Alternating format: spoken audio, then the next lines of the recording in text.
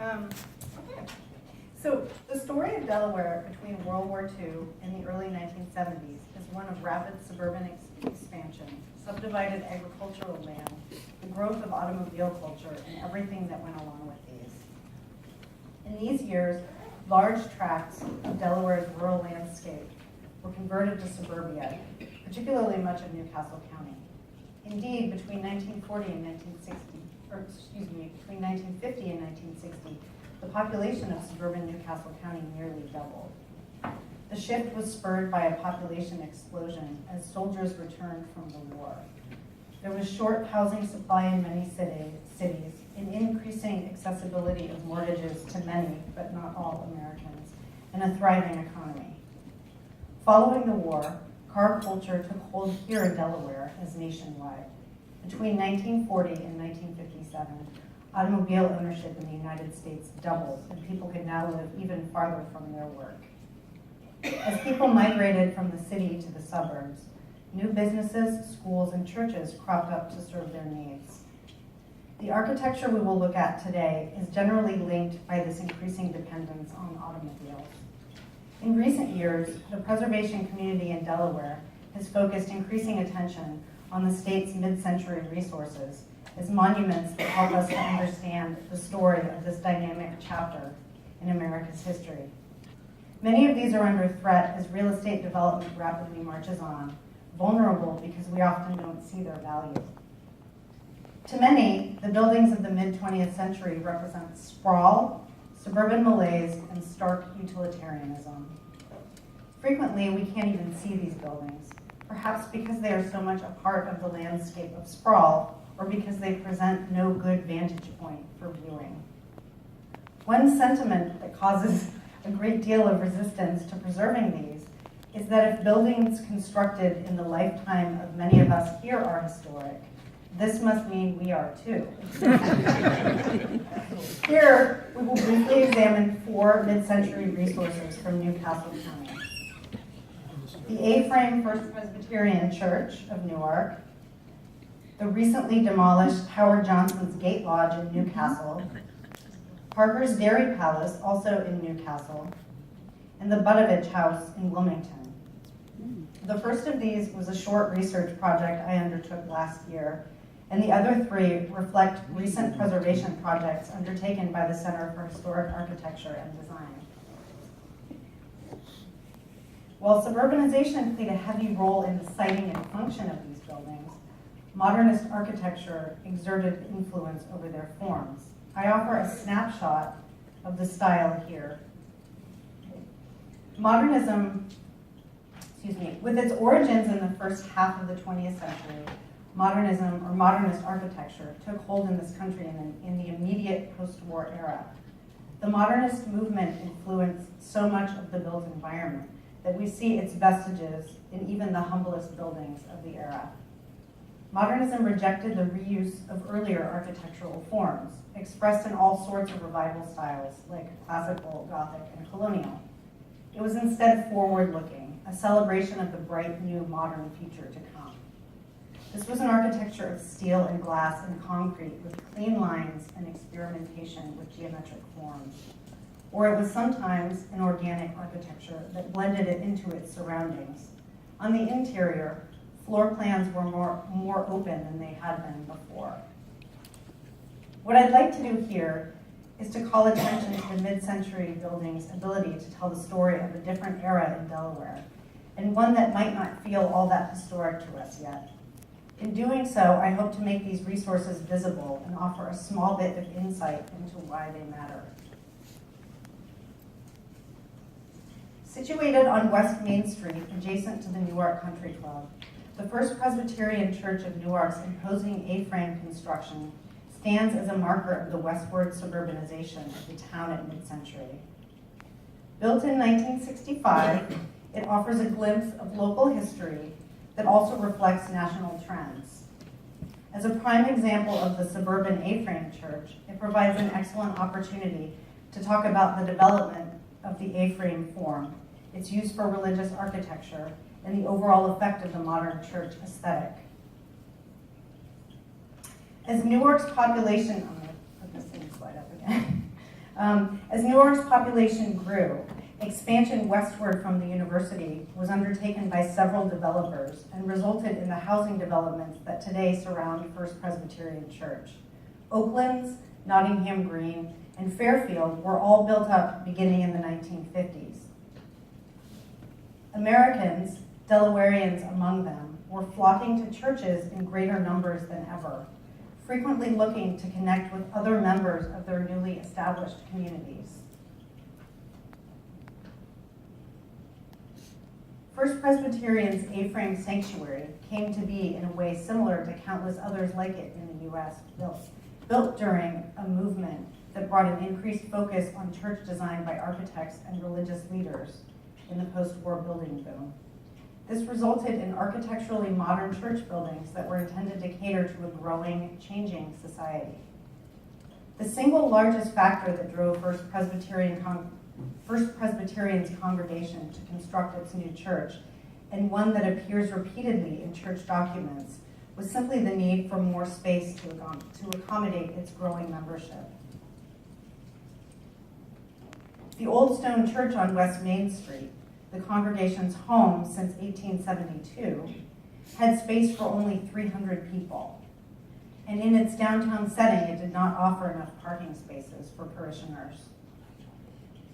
By 1962, the congregation had in fact grown to over 1,100 members, and they expected that membership would continue to increase. For reference, it's about maybe 400 congregants now at First Presbyterian.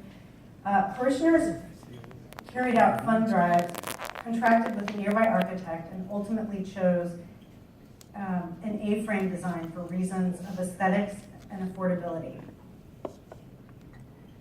The popularity of the A-frame form for churches in the U.S. at this time was linked to a pair of notable, influential examples, and also to its similarity to Gothic Revival-style churches. Frank Lloyd Wright's first Unitarian Society meeting house in Madison, Wisconsin, was completed in 1951 and has a dramatic triangular roof line. And you knew that we would talk about Frank Lloyd Wright at some point, and we'll return to him also. While it's in fact not strictly an A-frame, its appearance made a large impact on the designs of architects after it was built. Modern architect Eero Saarinen's Kramer Chapel at Concordia Seminary in Fort Wayne, Indiana, completed in 1958, was also highly influential among church architects. In addition to these examples, the Gothic Revival style exerted a heavy influence on the A-frame church. And there is, indeed, an unmistakable similarity between First Presbyterian's 1965 sanctuary and the 1872 Old Stone Church, which is now incorporated into Tremont Student Center on campus here. So you can see the side-by-side of the exterior with the steep roof, and then the side-by-side of the interior with high ceilings, exposed roof trusses, and dramatic stained glass windows. Such similarities perhaps eased the congregation's transition from its old traditional church to the new modern style building. A-frames had also gained popularity as simple wilderness vacation cabins after the war. Here you see an A-frame in kit form in a 1951 design magazine, and then another one in a 1960 kit sales catalog offering cabins in many different styles. So people have cars, they're the highways, they're driving, they have leisure time, they have a little extra money in their pockets, or a lot of people at least. So no doubt the form's association with leisure and informality made it more appealing to suburbanites. The materials used in the construction of First Presbyterian also lent an air of informality. Wood paneling on the interior perhaps made people feel they were at home in their own wood-paneled family rooms. And I've lived in 2 houses in a couple of neighborhoods near this church, and they both have wood-paneled family rooms. So The interior of the church is in fact filled with wood, from the laminated wood trusses to the underside of the tongue and groove roof decking that you can see up there on. A curated landscape also beckoned to passersby and was a typical feature of the suburban church. In this case, a strip of lawn, which is slightly obscured by trees, but you can still see it, mimicked those of nearby houses. Plentiful parking was arranged so that the front would remain uncluttered, but cars were visible enough to demonstrate the vibrancy of the church. So people are parking on the side, so you can see them. Criticism of both the suburban lifestyle and this oft-repeated church style grew stronger over the course of its decade-and-a-half span of popularity.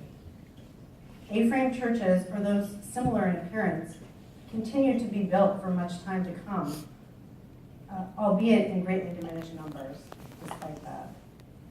So I thought I'd offer another nearby example of an A-frame church. This is Aldersgate Methodist Church on Concord Pike in Wilmington. It's also adjacent to some mid-century suburban housing developments, and in 1960 the church expanded and built this wing, and it looks a lot like what First Presbyterian looks like in the interior also. The Howard Johnson Gate Lodge is a similar triangular structure with a different function. The Gate Lodge was all that had remained of the Howard Johnson Motor Lodge complex located along the busy Interstate 295 in Newcastle. The building was demolished just a few months ago, and in its place is now a Royal Farms convenience store and gas station. Fortunately, the developer at least recognized the building's historic character and enlisted Chad's help to document it last year before tearing it down. Chad's measured drawings and photos are what remain to tell the story of the first Howard Johnson's Motor Lodge in Delaware. Founded by Howard Deering Johnson in 1925, Howard Johnson's began life as a string of ice cream stands in the greater Boston area.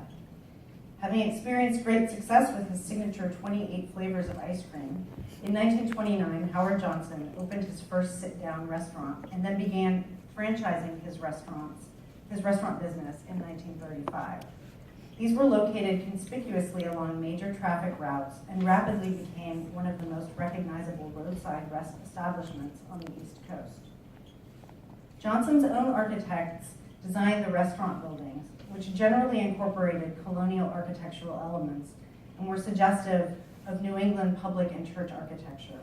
The buildings were outfitted with a distinctive central cupola and an orange metal shingled roof. After the war, the company adopted a more modern design for its restaurants with a lower roof. And at that time, the cupola was reduced to a stylized spire, and this became an instantly recognizable symbol of the Howard Johnson's chain.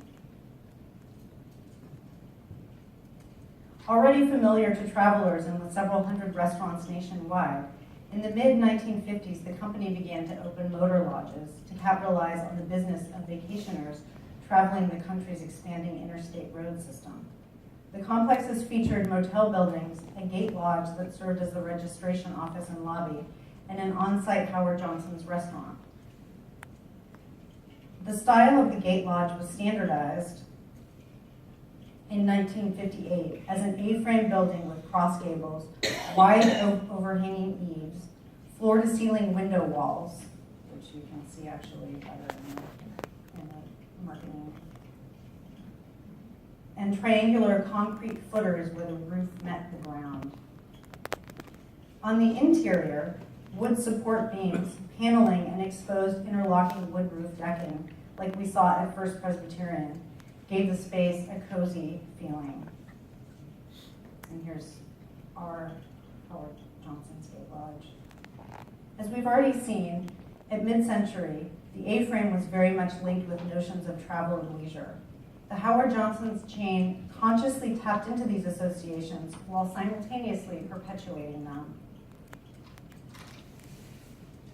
Just when the Gate Lodge form was standardized in 1958, Henry Bissell opened his Howard Johnson's Motor Lodge franchise in Newcastle.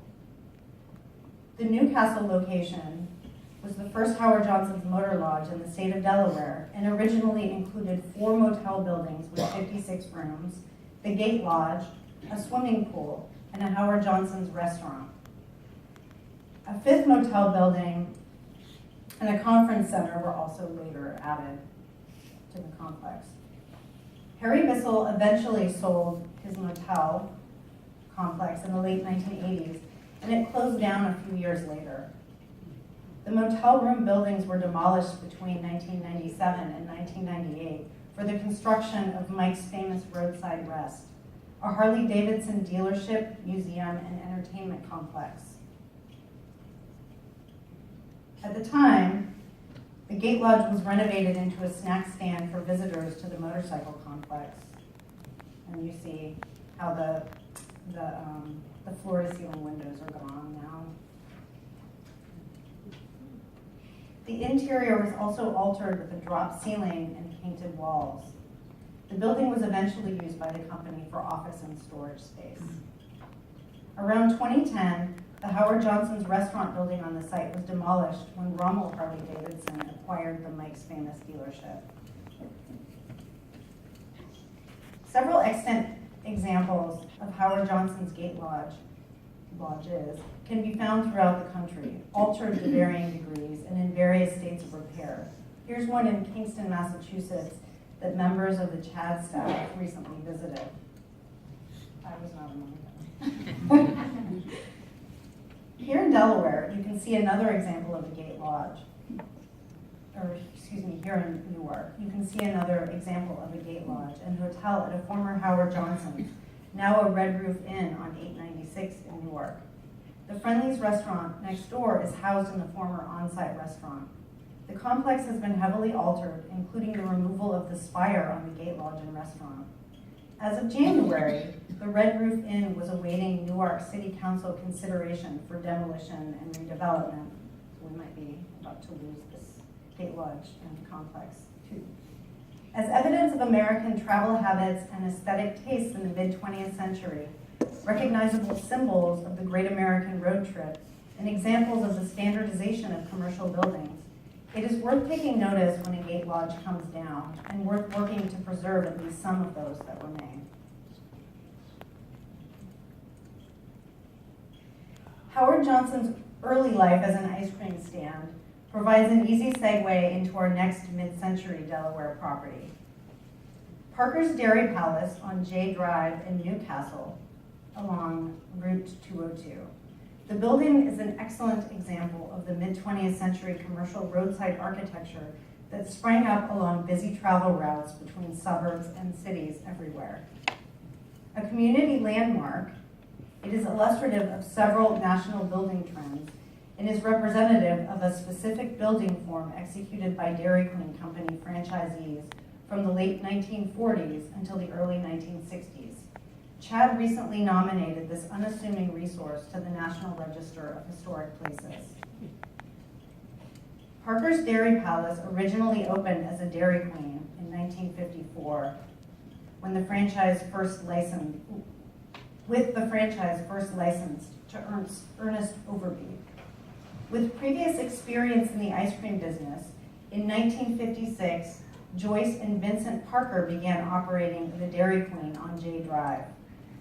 Parker's Dairy Queen operated as a franchise until 1970, when because of corporate policy changes issued by Dairy Queen, the Parkers severed their ties with the company.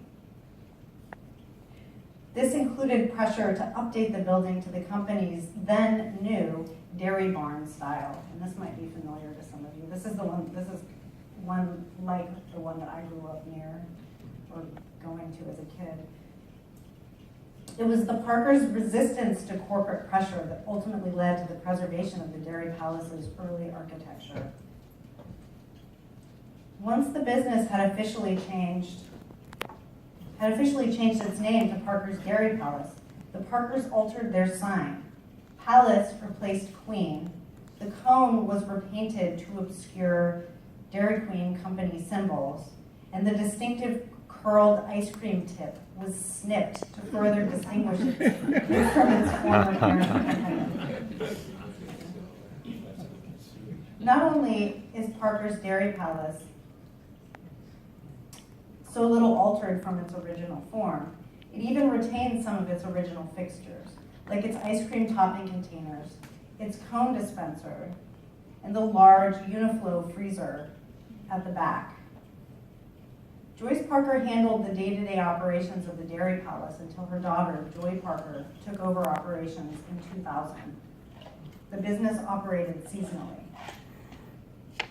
Now open for more than 65 years, the Dairy Palace has become something of an institution in the local community. Parents and grandparents who grew up visiting the Dairy Palace now take their own children and grandchildren to the same spot, not solely for the ice cream, but for the feeling of nostalgia it evokes.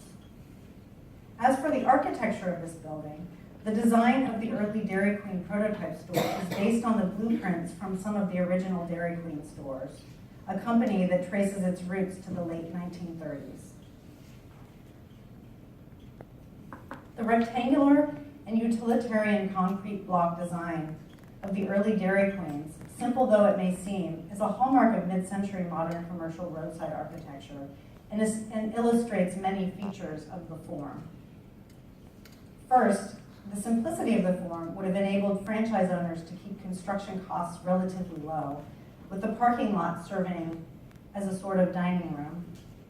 Next, the use of a flat roof was a conscious departure from pre-war colonial revival architectural forms.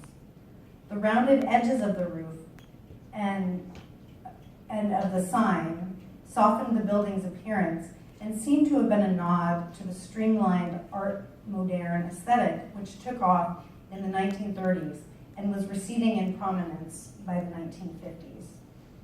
The intentional plainness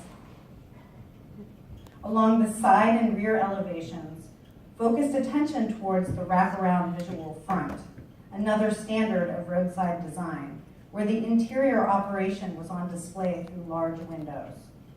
This caught the eye of passersby, as did the Dairy Queen Palace's large neon sign. Overall, the building's form was modest, uncluttered, and rather inviting. The spatial layout of the Dairy Palace property is familiar to us today, but when built, it employed a relatively new approach to arranging commercial space and attracting customers. In contrast to downtown businesses, one of the biggest changes for new roadside businesses was the prioritized accommodation of the automobile. While parking had often been a challenge for densely settled Main Street business districts, the development along new roads and highways offered plenty of off-street parking. It is precisely these buildings' location along the busiest thoroughfares that has posed a preservation challenge for roadside architecture. Real estate is often commercially valuable, and roads are expanded to keep pace with the growing volume of traffic. This has resulted in frequent demolitions of these buildings. It might not seem like a historic resource at first glance, but Parker's Dairy Palace is a part of the early story of roadside architecture in Delaware and reflects many of the building and social trends of its day.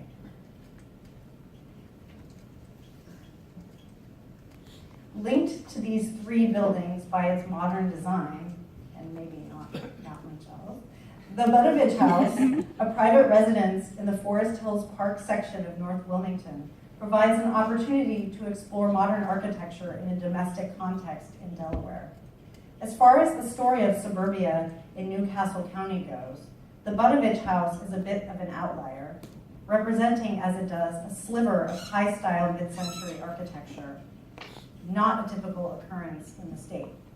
It certainly provides a contrast from the vernacular commercial and religious buildings we have just examined, and also the speculatively built homes on nearby suburban subdivisions in Wilmington. Chad is in the process of nominating this exceptional example of mid-century design to the National Register of Historic Places. The house was designed by New York architect Edgar Taffel, an original apprentice of the Taliesin Fellowship, an architecture school and community established by Frank Lloyd Wright, there he is again, in 1932 in Spring Green, Wisconsin.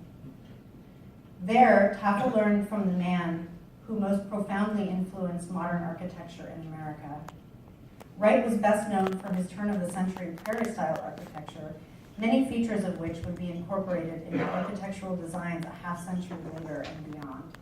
Indeed, the inspiration for the post-war split-level and ranch houses of the mid-century can be traced to the Prairie School.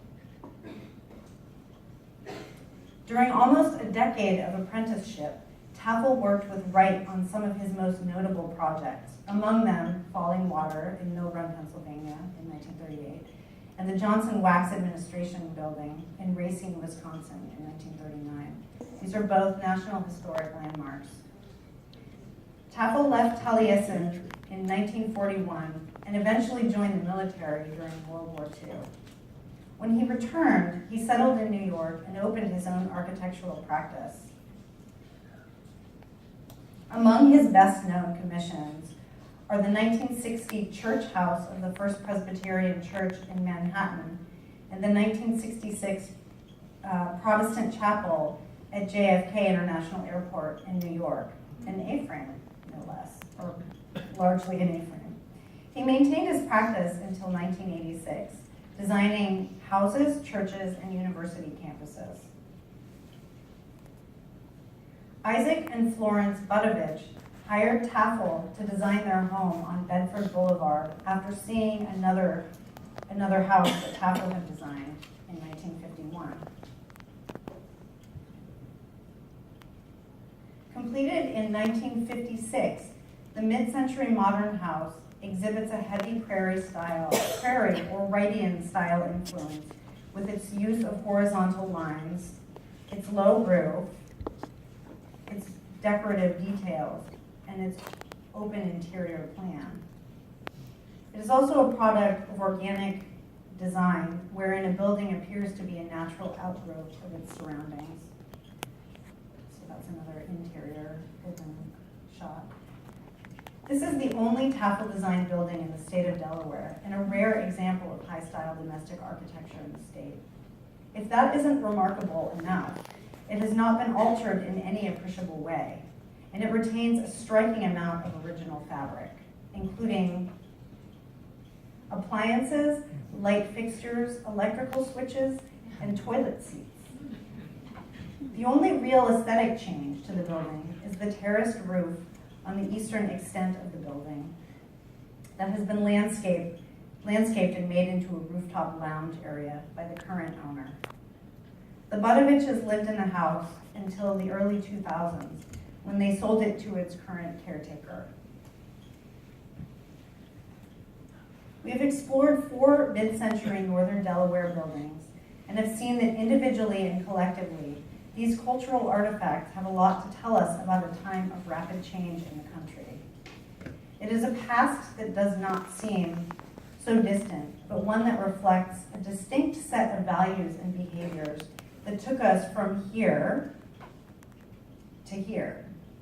Preserving the buildings that preserve a material memory of this history is important to understanding who we are today and well worth the effort. Thank you.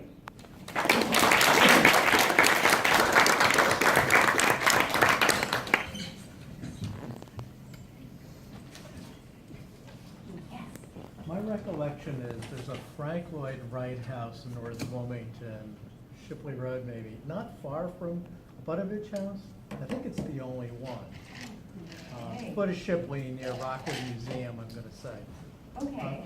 So I'm wondering, is there any, is it just coincidence, or do you think there was something else that might have happened there? I don't know. I actually don't know. I don't know if I don't know if I heard the question completely. You're talking about the Frank Lloyd Wright house, was it called Laurel? Laurel. Yeah. Yeah. You're asking is there any coincidence as far as the location of them? Yeah, timing, yeah. I mean, we're still studying the landscape of mid-century modernist domestic architecture in Delaware because, as Andreya pointed out, there's not a ton of mid-century houses in Delaware compared to some other states. And besides Laurel, that Frank Lloyd Wright house, we have the Carswell house in the neighborhood near here, which is the international style house. There's only one other house that I know of that's a mid-century house on the National Register in Delaware, one I worked on in Chad a few years ago. And so this will be the fourth one. And no one has done, I think, no one has done a complete survey to try to identify these things. And as Andreya alluded to at the beginning of her talk, mid-century architecture can be tricky because the houses were often designed on like driveways way back off the road, kind of nestled into the woods, kind of built into the landscape. So sometimes you can't even see them from the road. They can be difficult to identify. So, but I do think a lot of them, just to kind of give you some kind of answer, I think a lot of them were built on the fringes of Wilmington, commutable to downtown Wilmington pretty quickly, but in an area which was just being highly suburbanized in the 40s and 50s. And I know from the Gledovich house, they had visited a Papel house somewhere in New Jersey for a yeah. party, and they asked who the architect was, and then the house looks almost identical to the one in New Jersey. So I think in some ways it's a coincidence, but the Dudley Spencer house, which is also called Laurel, the one you're referring to, was started in 1956, the same year as this one, but finished in 1961. So it could just be entirely coincidence, but they are, I think, pretty close geographically.